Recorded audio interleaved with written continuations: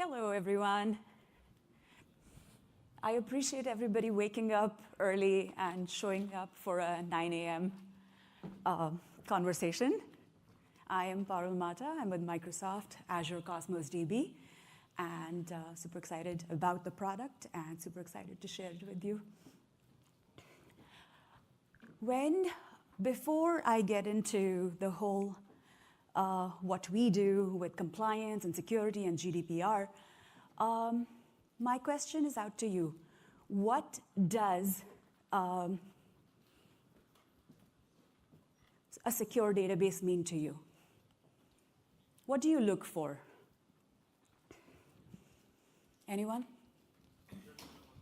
Say that again? Encryption, perfect. Audit logging, perfect. Anything else? Absolutely. Say as records-based security. Absolutely, all of those. And you talk about defense in depth, right? Multiple layers of security being available. This is a super, super high-level picture, the 10,000 view of, you know what? Before I put my data on Azure Cosmos DB, what are my layers of protection? What all am I looking for? And I will step through all of those. That's just your collated visual. So as I was walking around, a few of you were familiar with Azure Cosmos DB, but some of you were not.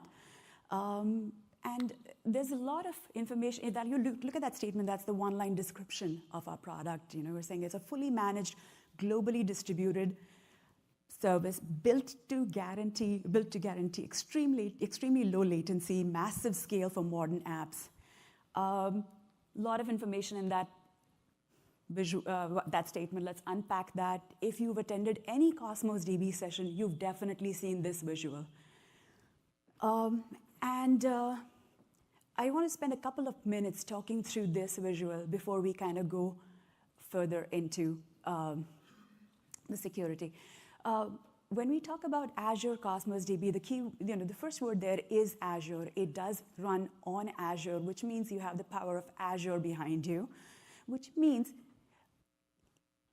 it is wherever your customers are, it is wherever your employees are. Right now, Azure is available, I think, in 52 different regions, almost 200 data centers across the globe.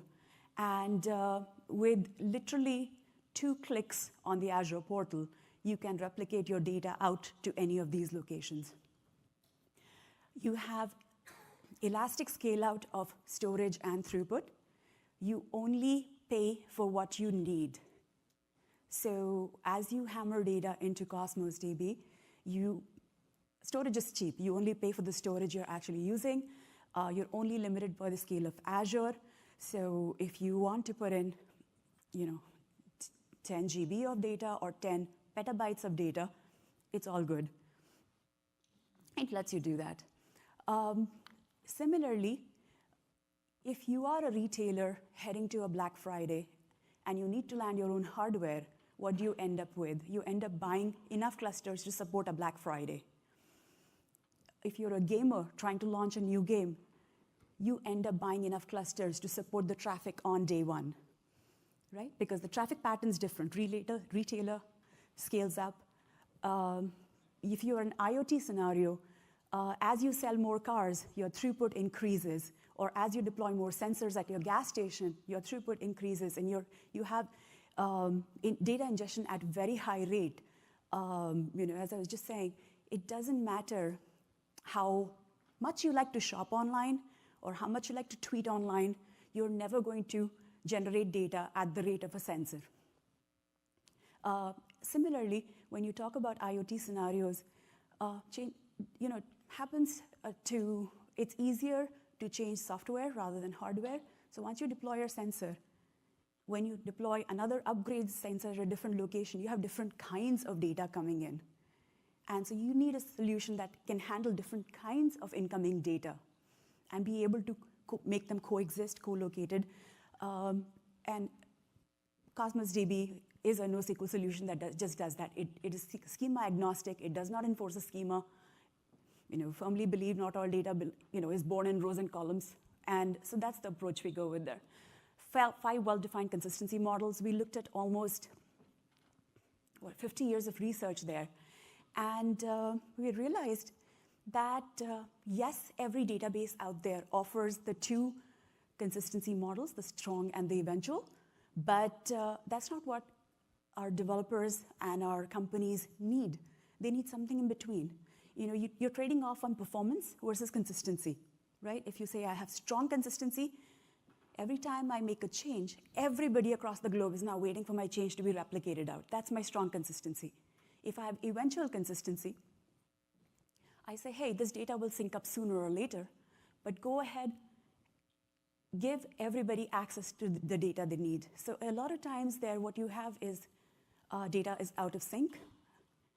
Changes that I've made are rolling over super slowly. So you have 3 more well-defined consistency levels there in terms of, hey, I have monotonic reads and writes with session consistency. I have consistent prefix. That means changes will be rolled out in the order in which they were made.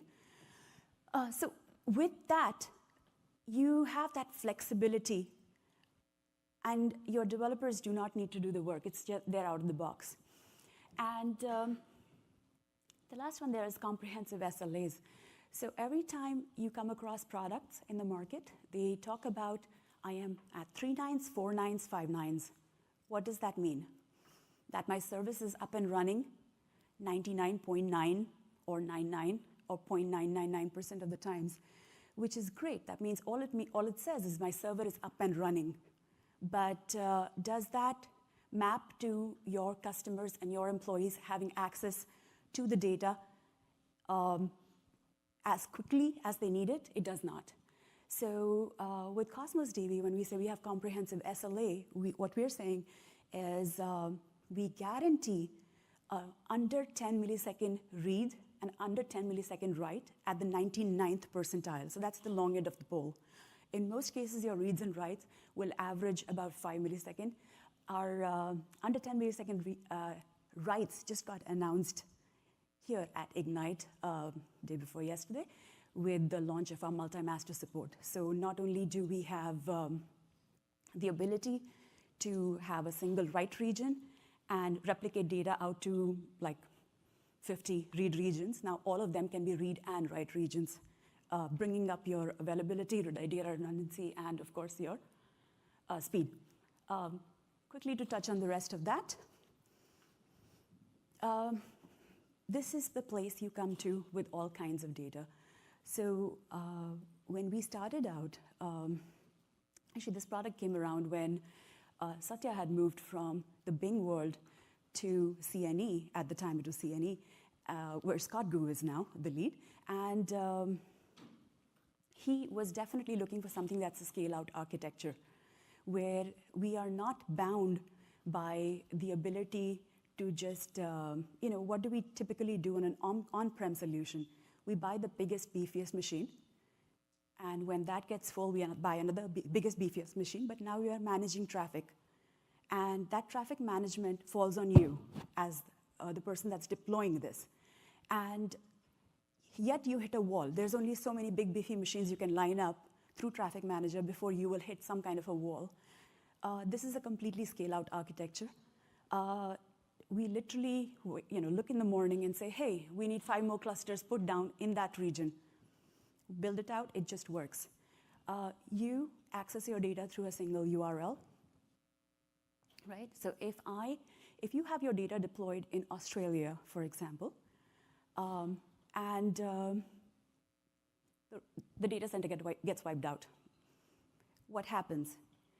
Your customers are serviced from the next closest replica of the data. If they look within Australia for the next copy, not there, look at Australia, Southeast Asia, look at Europe, look at wherever else your data is deployed. So your customers always get serviced from the next closest replica to minimize the network latency. And obviously within the data center, your throughput remains super fast. We manage all kinds of data, whether it's a key value pair, column family. And similarly, This is to allow you to lift and shift your data as is into the system. If your developers right now are on a graph database using graph APIs, in our case, Gremlin APIs, you can lift and shift your data, and the developers can continue to work with the data as they used to. You can bring in data, continue to use structured query language, it still works. So when you talk about security, it's based on top of that. We're talking about network security, authorization, users permission, global replication, local replication, backups, monitoring, encryption, and compliance. So when you're talking about network security, and this is, more, we're checking the boxes and making sure everything is secure by design. All your connections require HTTPS, standard HTTPS, web semantics. Everything is logged and available. We have detailed logging that you can turn on, and of course, you can take action on it right then. You can log it for analysis later, and we'll talk about a little bit about that later. 404 responses are available. Any denials are available. Firewalls, VNET. So your network security, this is standard. All of us are working behind firewalls. First layer of protection for user data allows only specific IPs to get in, or specific range of IPs, or a combination of IPs and ranges. It's configured on request, and deny logs are available in terms of, hey, who did try to access that did not get in. In addition to that, every time I say, remember I said, hey, you have a URI for your database, and that URI is region agnostic. We're saying, this is my database, but to access that database, you are given keys. This could be read-write keys or read keys.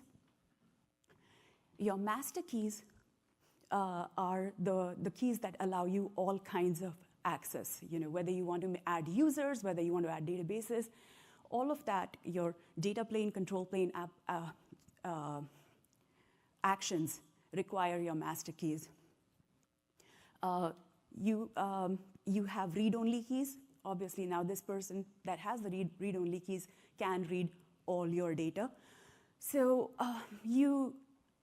as you design, you kind of need to sit back and say who needs what and how I'm going to manage it. Your keys are available on the portal when you set up your deployment. So and I can switch over to the Azure portal and show you this a little bit, but if you look at read-only keys, read-write keys, read-only keys, this is a typical URI, which is the name of your database, and at azure.com. It'll have a primary key, secondary key, connection string, and everything has a backup. And why do I have a backup? Because we definitely recommend rotation of these keys. Both keys are active. Take your first key out, make the secondary key primary. You can keep working on your data, rotate out the secondary key. Similarly for both the keys. Yes, when you set this up, all of this is available in the portal, which is fine for a test application, but anything that is enterprise level, obviously, your keys will not be visible here. They'll be in Key Vault or somewhere safe, and access will be restricted to a select handful of people.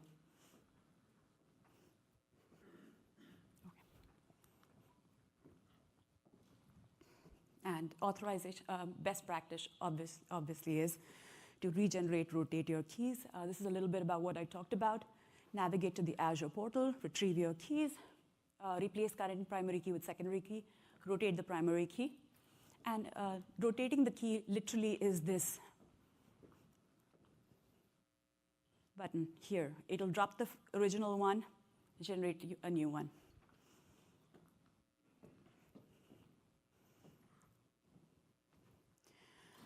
So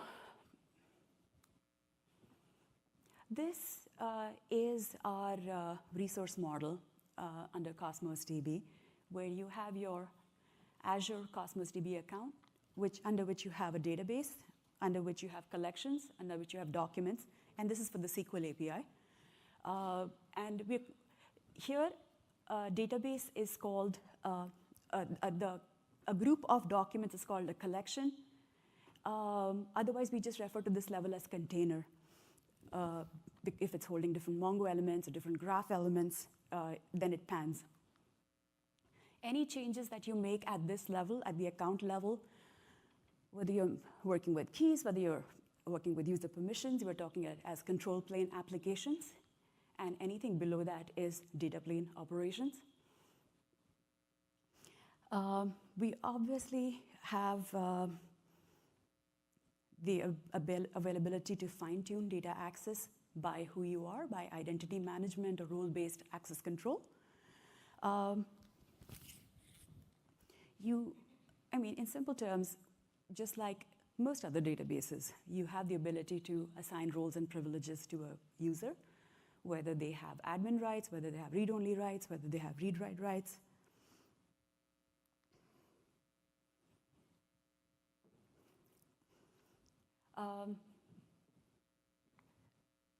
If you look at what I've talked about so far, we had a person with access to keys, which now, if they're master keys, the person can make all kinds of changes. If they are read-only keys, they can still read all the data, but that still becomes very overarching. You suddenly have a person with complete access or complete visibility to your data. And we're trying to flip that around and say, hey, what do you do if you just want this person to see a slice of the data or the slice of data that's pertinent to their org?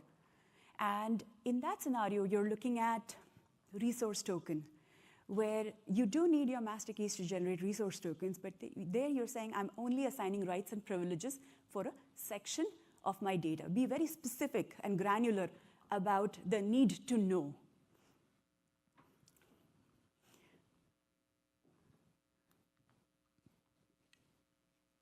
Again, you can manage resource tokens and resource keys on your key vault.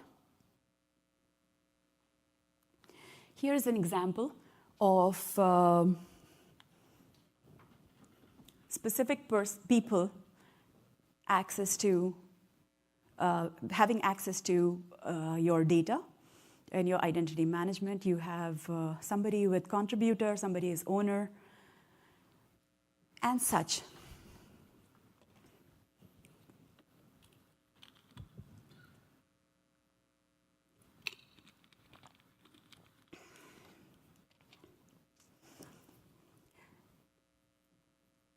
So what is next?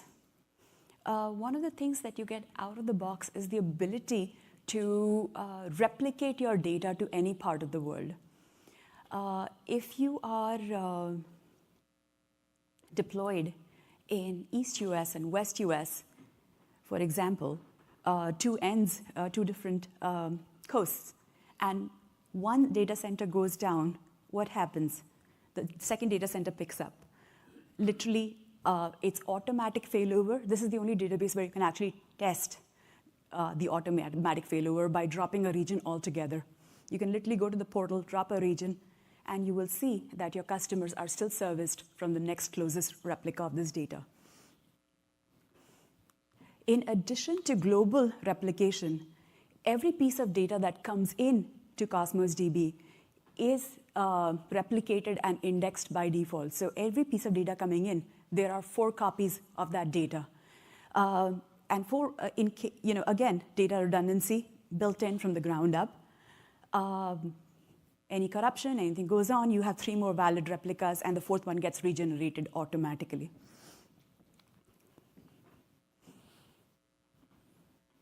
And again, if you look on the side, it's talking about your monthly availability. Everything, all the guarantees are financially backed guarantees for this product. You have the ability to geofence your data. If you are deploying sensitive information that is, again, this is a Ring 0 service. It's available in, every time an Azure region goes live, this is a service that's available on every single Azure region. So if you need to deploy something for the US government, you can deploy it to the Azure Gov Cloud on Cosmos DB. If you're trying to deploy it to for DoD, Department of Defense, you can deploy to the DoD cloud. If the information needs to stay within China, you deploy to the China cloud. Germany, you deploy to the Germany cloud. All data that is accessed by the Australian government needs to live inside Australia. So you can set those rules up, and you can ensure that data gets replicated only within those boundaries and does not ever leave the particular boundary you're setting.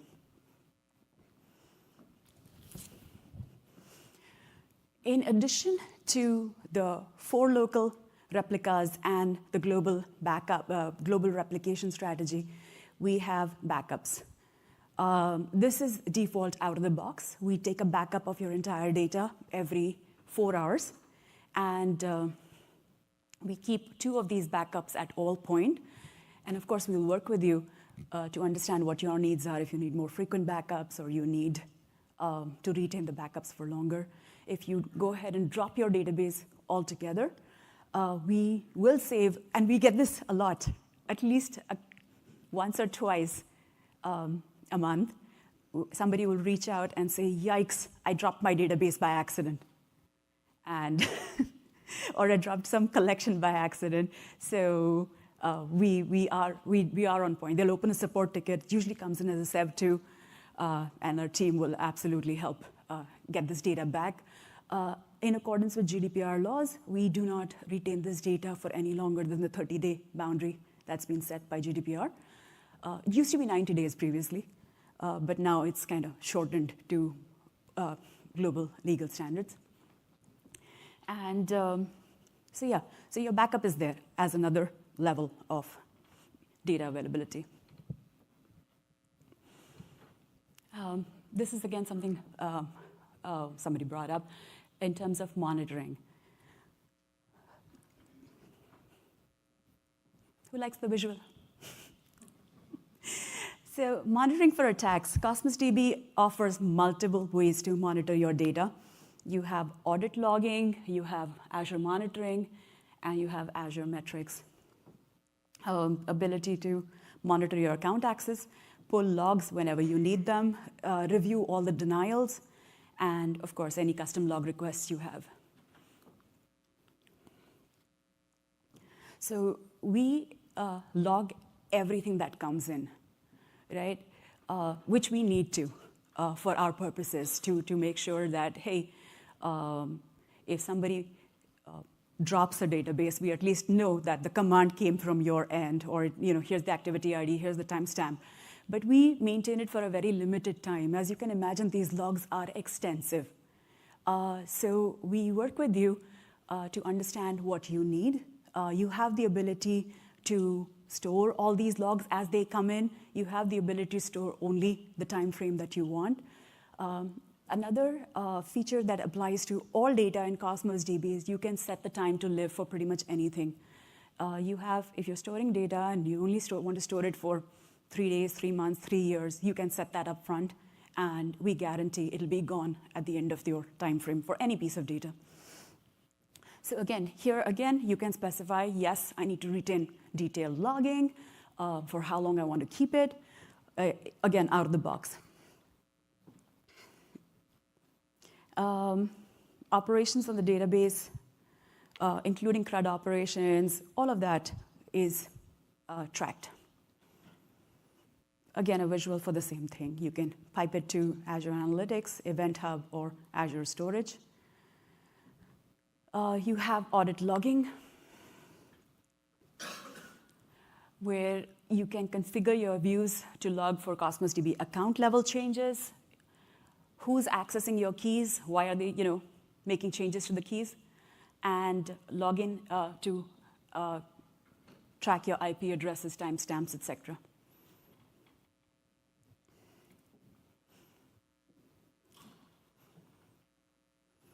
The next one that comes up often is encryption at rest.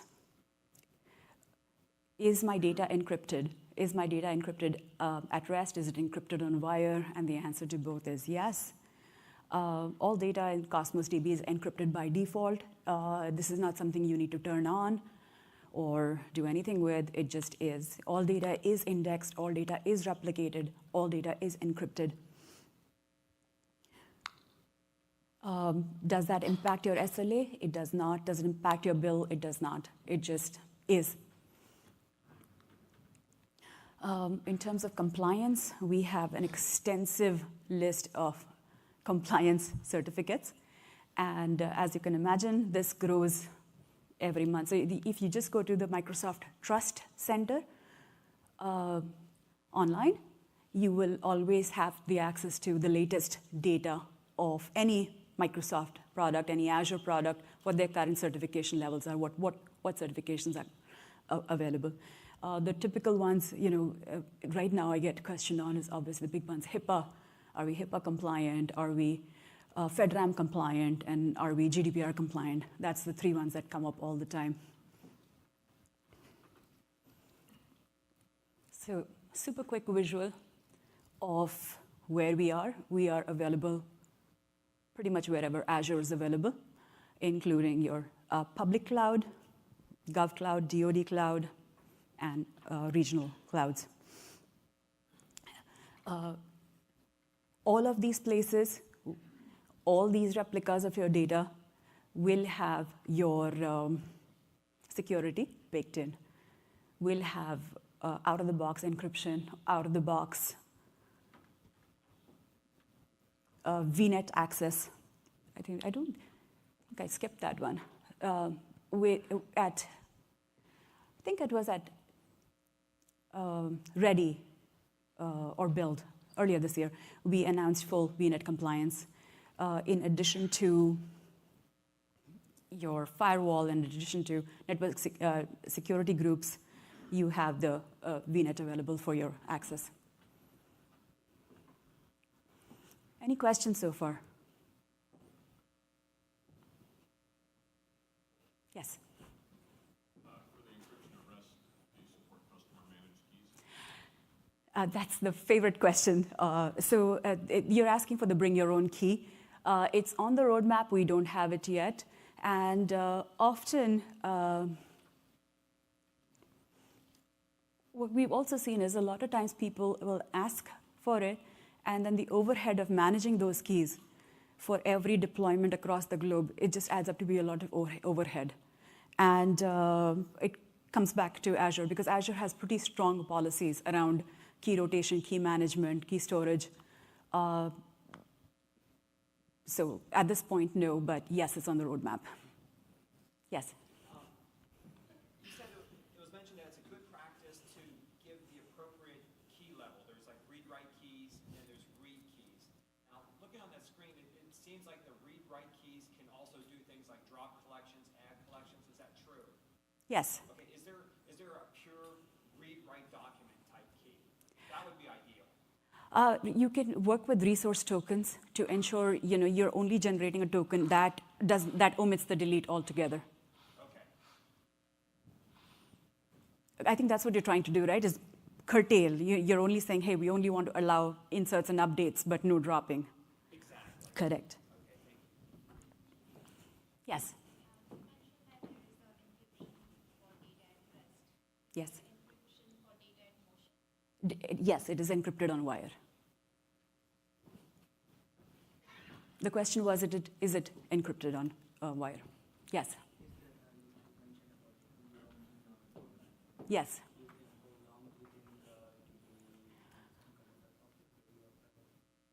I would, we don't have a public date, but anything on this team is never more than 6 months away. So, but I really cannot promise an ETA until there's an official one from the team. So, anybody else? Yeah. Yes? So are backups encrypted, and if so, how do you reconcile that with key rotation strategy? I can drill into a little bit more on that if you reach out to me. Yes, I can share that information under NDA, but I really don't want to drill into it. Please reach out to me, my first name dot last name @microsoft.com. Yes? Correct?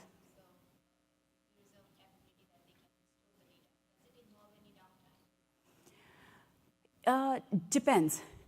If you have, this is always the answer, depends. If you have a globally replicated database, or at least if you have one more replica, the second replica will kick in automatically. The failover is automatic. And I think if you completely drop a region, it would be a few minutes while we reroute, but otherwise the second region takes over automatically. But if you have only that one region and only that one deployment that's dropped internally, then it will take the SLA it takes to kind of get it up. But if the data is dropped at one location, since it is Yes, if it's geo-replicated, you don't have an issue. It'll take a few minutes to route to the next replica. If it drops in all locations, I've not come across that. But it shouldn't. It depends. If you have strong consistency, and you're talking about 5 gigs or 10 gigs of data, that probably would be dropped fast. But a typical production deployment is at this point like 50, 60 terabytes of data. Right? You're talking about, hey, I'm dropping it in one place. It's going to take some time to drop. At that point, your alert should be on, telling you that there is something serious going on. And even if you have strong consistency, by the time it travels over, your alert should be in place. I don't know if we prevent a drop altogether or what the lag is between replicating out. Because when you drop a sizable database, you're also using some focused energy resources on dropping. I understood for the database, but let's say I drop a table, accidentally I truncated a table. So what happens at that moment? Is it going to truncate all other locations, or I have a capability to do all the replication at that time so that it doesn't impact other geo-replicated locations? It will, so typically, when people drop a deployment, they do this often, is they will say, hey, I no longer need to replicate to a West US because I already have a West US 2 up and running. So that drop will not automatically carry over to another region.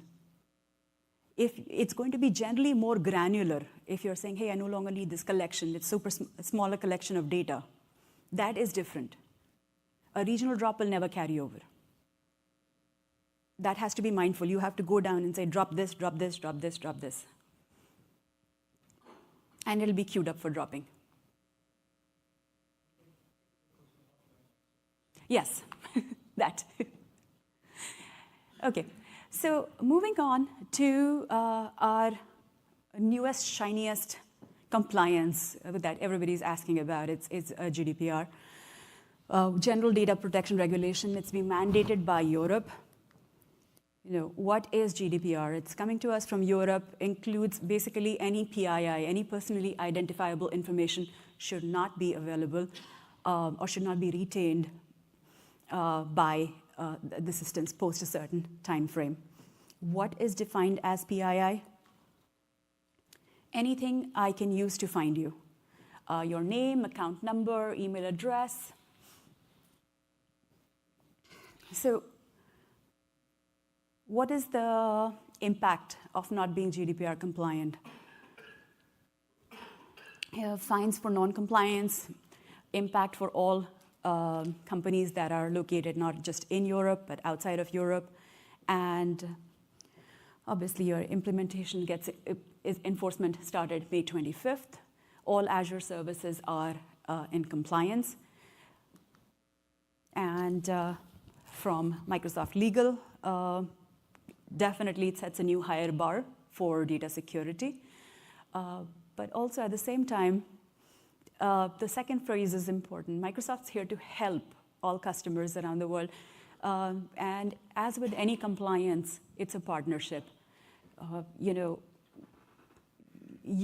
need to ensure that you have guardrails around who has access to the data. We need to ensure that, hey, every time you want this data wiped, we wipe it.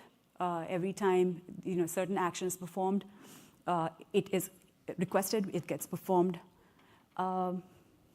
What is the journey? Discover, manage, protect, and report. Discover, identify what PII data lives in your system and tag it explicitly.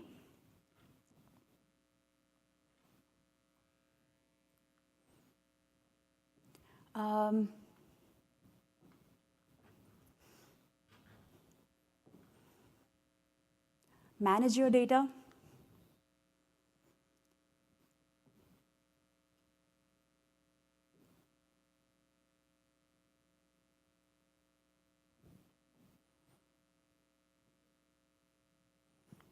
First step always remains identifying any problem. Processing, we make sure it's implement best practices, rectify inaccuracies, erase personal data where needed.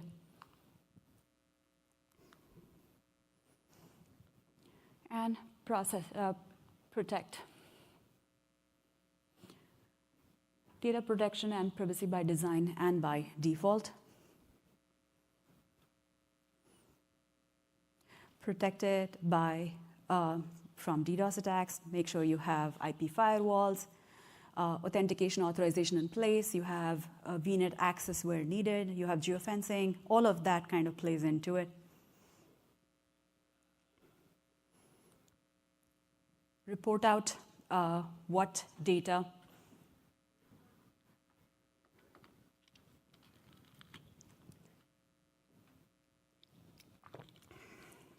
is at stake. Track record flows of personal data, track record flows of any data moving out of the euro, and make sure you understand your impact.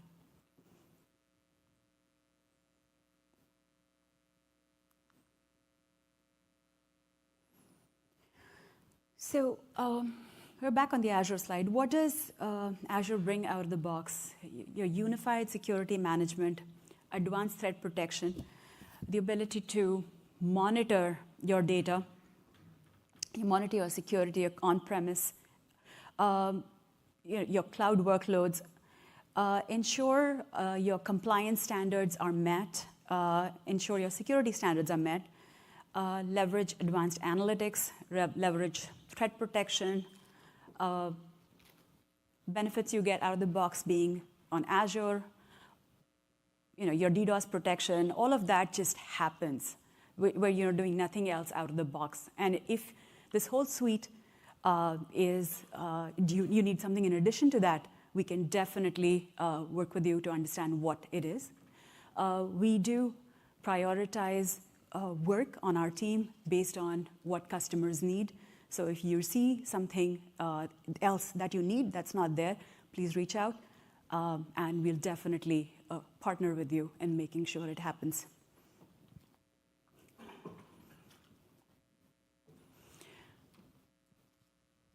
That's where you go for all information on where we are across Azure on security. Microsoft.com US Security Center. You just look for Azure compliance, actually. If you Bing it, you will find it. And that was the visual we started with, where we are saying, hey, you do have encryption at rest, encryption on wire. You have your master keys. You have resource tokens for data access. You can set up network security groups for more granular access even within your VNET. Your VNET obviously ensures that you're accepting data only from identified callers. Basic level of security, IP firewall, and Azure DDoS protection to ensure your servers are not getting spammed.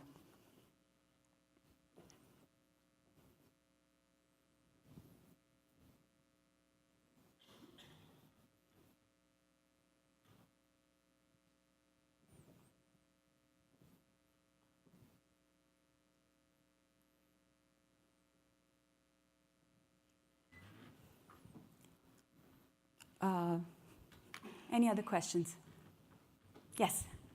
So, seeing on encryption at rest, and encryption at rest usually is storage-based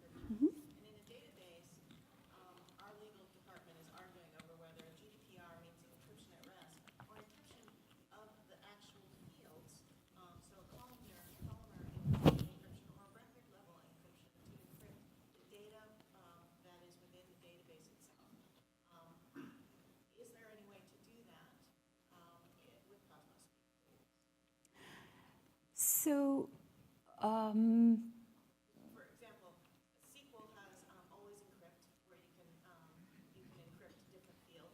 Oracle has the ability with their TDE service to encrypt. So you're trying to not encrypt all data. You're only trying to encrypt specific. You want specific, or you want all of your data encrypted at the storage level, but you also want to protect those passport numbers and things like that directly in the database in terms of viewing. It's almost like redaction, but if anyone got access to the database, they shouldn't be able to see those fields as well, unless they have a certain level of permissions. So I'm trying to actually kind of think through, because here you're saying all your data is encrypted by default, and you're saying if somebody gets access to this data in encrypted format or in unencrypted format. So, well, actually, the question, I guess the question really is because when you encrypt, when you use TDE in SQL or Oracle, you're only encrypting at the storage level. The data itself presented in the database, once you open the database, that data is unencrypted. So is Cosmos DB unencrypted upon open? It's yes, because now that's kind of where we are saying, hey, it's encrypted at rest, encrypted on wire, so that's kind of prevents your data getting stolen, getting hacked. But at the other end, you're kind of relying on the IAM, the RBAC, the role governance, all of that to make sure that you are granting access to the people who absolutely need it. And that's why, yes, we have at the other end, we don't have the partial redaction in place yet, but absolutely happy to check where it is on the roadmap.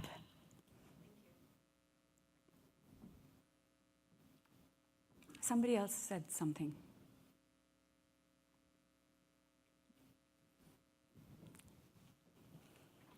Oh, sorry. I'm sorry, the light was just right there.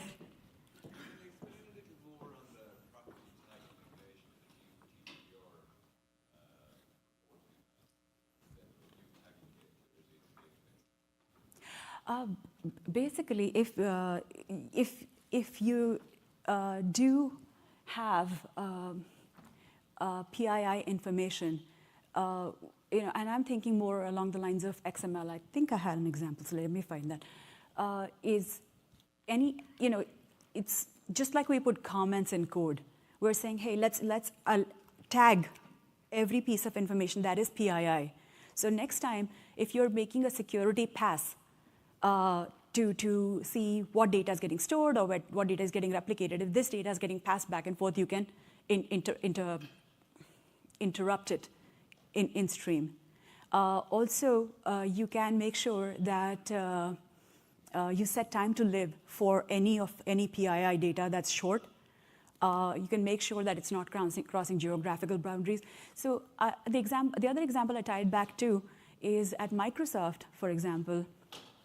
Before we deploy anything, we have crawlers. We have like Microsoft crawlers that run through all code at all points of time to make sure that we are not accidentally exposing, I'm trying to hack a quick solution. So I put a connection string, I put a password, and I'm just trying to hack a solution. So we have crawlers in place that run through our code all the time to make sure that nothing that sounds like a connection string or a password gets accidentally deployed to production. So I think that if you have stuff that's adequately tagged and you have crawlers running through your system, it's going to catch that.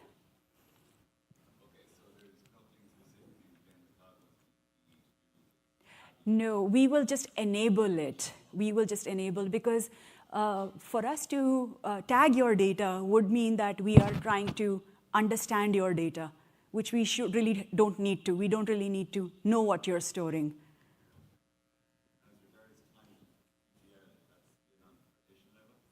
It's on, it can be partition level, it can be entity level, where you say, hey, this particular set of data needs to be dropped. No, it's been there. This is not new with here. So I can add to that about your question about how you can tag the field. It's information protection. That's the feature on the roadmap where with auto tag,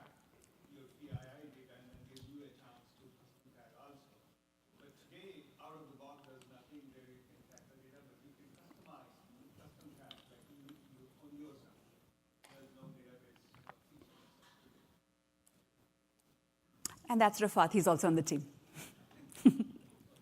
Yes? If I get an Azure stack, can I use the Azure stack with Cosmos in both the cloud and on? It's on the roadmap. We are hiring.